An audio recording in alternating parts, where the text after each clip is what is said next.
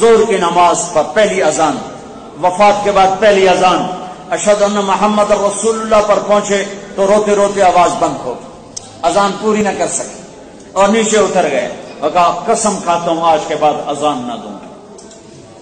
اور جب ابوبکر صدیق خلیفہ بن گئے تو ان سے کہا مجھے مدینے میں رہنا مشکل نظر آ رہا ہے، مجھے اجازت دو میں جہاد میں چلا جاؤں۔ انہیں اجازت دے دی، 6 مہینے مدینے واپس نہیں آئے۔ اور کتنے صحابہ، ہزاروں صحابہ تبلیغ کے لیے نکلے ہوئے ہیں، میرے نبی کسی کو خواب میں نہیں آئے، صرف بلال کو خواب میں آ کر کہہ رہے ہیں بلال یہ کیا بے وفائی ہمارے پاس آنا ہی چھوڑ دیا۔ ابو عبیدہ بھی ہیں لشکر کے کمان کر رہے ہیں، خالد بن ولید بھی کمان کر رہے ہیں، یزید بن ابی سفیان بھی کر رہے ہیں، عیاض بن غنم العشری بھی کر رہے ہیں، مثنى بن حارثہ بھی کر رہے ہیں،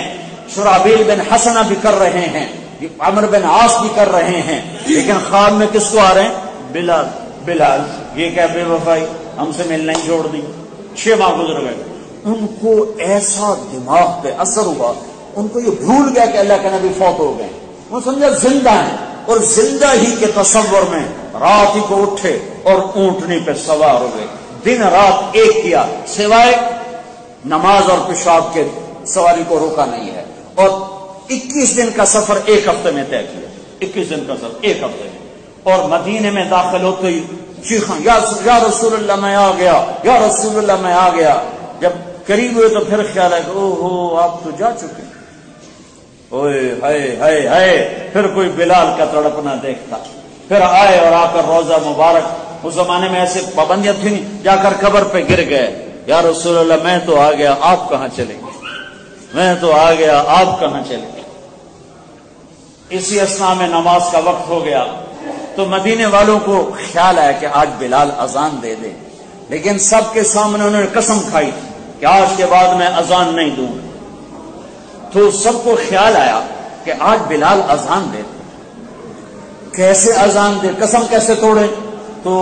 بعض صحابہ گئے، حضرات حسن حسین رضی اللہ تعالیٰ عنہما،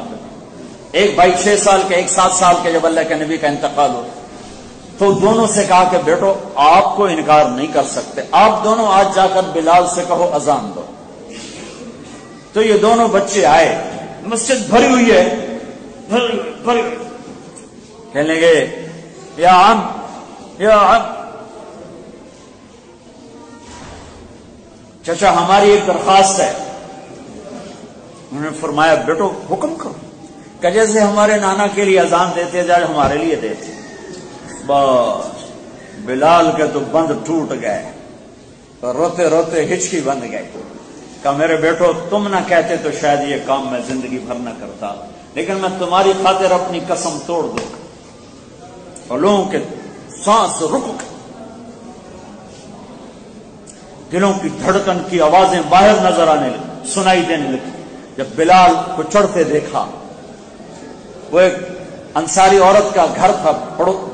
مسجد کی دیوار کے ساتھ، جس کی چھت پہ چڑھ کے اذان دیتے، اوپر چڑھے ہیں اور کانوں میں انگلیاں دی ہیں، صرف اللہ اکبر کہا تھا کہ مدینے میں ماتم دیکھو، اور ہر مدینے ہر گھر سے چیخنے چلانے کی آوازیں، عورتیں بے قابو ہو کر روتی ہوئی بے پردہ گلیوں میں تم کیا جانو اپنے نبی، جسے کراؤن سے عشق ہو اسے کیا خبر کہ محمد مصطفیٰ کیا ہے، جیسے